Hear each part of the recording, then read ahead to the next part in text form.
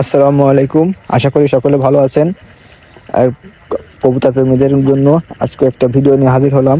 আমার বাসার কবুতর দেখাচ্ছি, কবুতরগুলোকে খাবার দিচ্ছি। আসলে কবুতরগুলোর কাছে আসলে অনেক রকম একটা ভালো লাগা কাজ করে, এই জন্য এদের কাছে আসি, সময়টা এদের সাথে কাটাই, অন্যরকম একটা ভালো লাগা কাজ করে। যারা আমাদের এই ভিডিওটা ভালো লাগবে অবশ্যই লাইক দিবেন এবং আমাদের ভিডিওগুলো ভালো লাগলে সাবস্ক্রাইব করে আমাদের চ্যানেলের পাশে থাকবেন। আপনাদের কাছে একটা অনুরোধ যে অবশ্যই আর যদি কোনো কিছু জানার থাকে কমেন্টসের মাধ্যমে জানাবেন এবং আমাদের চ্যানেলটি সাবস্ক্রাইব করবেন।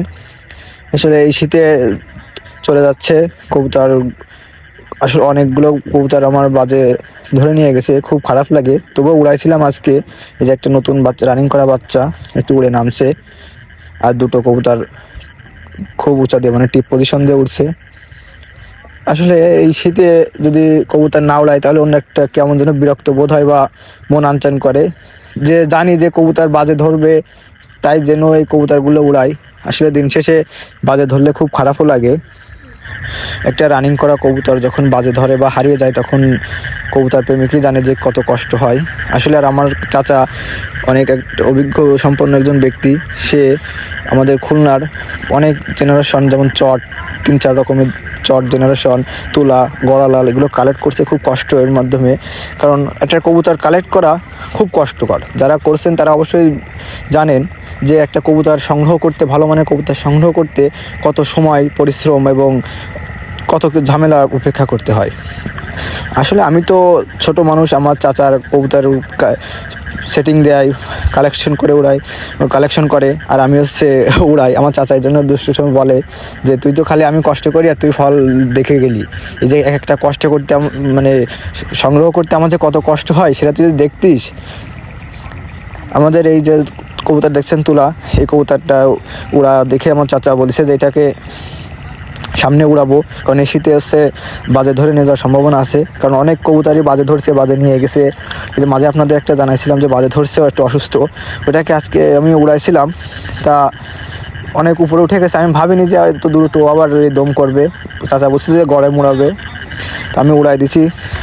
আজকে দেখা যাচ্ছে না অনেক উপরে চলে গেছে কবুতরটা। তো বাজে ধরা একটু অসুস্থ, শরীরের সমস্যা ছিল, তাও আসলে আমার ওড়ানো উচিত হয়নি। চাচা ঝগড়া করতে পারে আমায়, আসলে এই জন্য মনটা আমার একটু খারাপ লাগছে। চট আমার খোপের একটা খুব পছন্দের মদ্দা চট, আর এই যে মেন যে চট আছে এটা একটা চট এবং নাকটানা দিয়ে বাচ্চা করা। এদের ভাই বোনও খুব সুন্দর রয়েছে। এদের ভাই বোনও আপনার উড়ানো হয়েছে খুব সুন্দর, ওড়ে বাজে নিয়ে গেছে তার দু একটা। আসলে খুলনার যারা লোকাল কবুতর বা আছেন তারা জানেন যে শীতে প্রচুর বাজ ধরে। আমাদের এসে যে দেশি কবুতরগুলা লেস ফুলায় আর বাজে আলো যে কবুতরগুলো আছে, অধিকাংশ কবুতর বাজের দ্বারা শিকার হয়। আর পাকিস্তানি কবুতর যারা পালেন আসলে তাদের পাকিস্তানি কবুতর দম দেয় ঠিকই, কিন্তু আমাদের দেশি কবুতরের মতো তারা বাজি বা ফুলায় যেভাবে পড়ে থাকে এটা আসলে তারা উপভোগ করতে পারেন না। যেই বলুন তারা আপনারা দম বেশি পাবেন, কিন্তু আসলে এই যে কবুতর উড়ানোর যে একটা প্রশান্তিটা সেটা আমরা মনে হয় না আপনারা পান।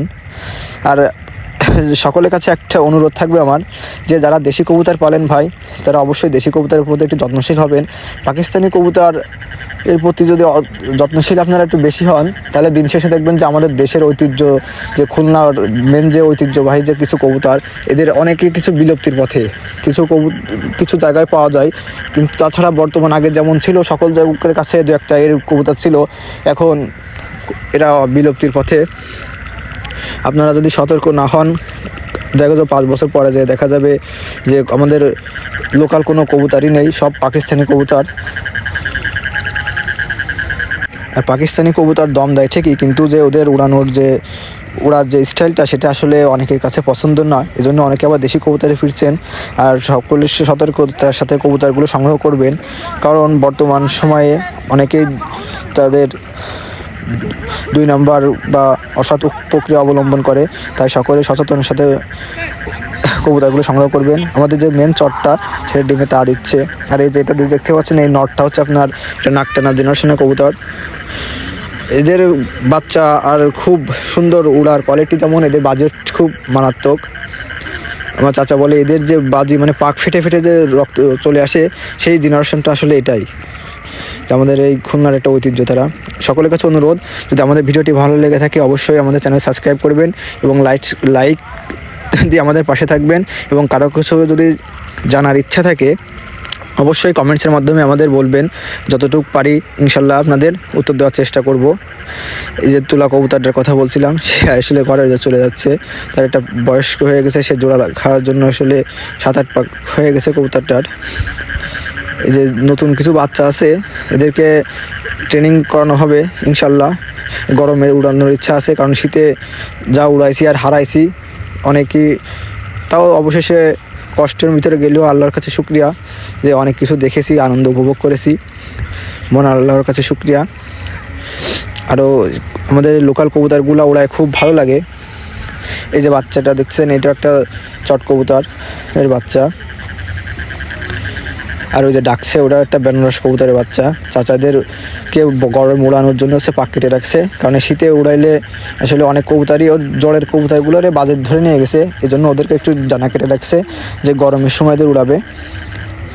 কারণ শীতের সময় বাজে ধরার পরিমাণ অত্যাধিক বেশি থাকে, এই জন্য এদেরকে গরমের সময় উড়ানো হবে। এই যে একটা চট কবুতর চলে গেল মর্তাটা। আসলে এরা বয়স্ক হয়ে যাচ্ছে সেট নেওয়ার জন্য। আশা করি সকলে ভালো থাকবেন এবং আমাদের ভিডিওটি যদি ভালো লেগে থাকে অবশ্যই সাবস্ক্রাইব করবেন, দিয়ে আমাদের চ্যানেলটির পাশে থাকবেন, সকলের কাছে অনুরোধ। আর যদি কারো কিছু জানার প্রয়োজন থাকে কমেন্টসের মাধ্যমে আপনাদের মতামত জানাবেন।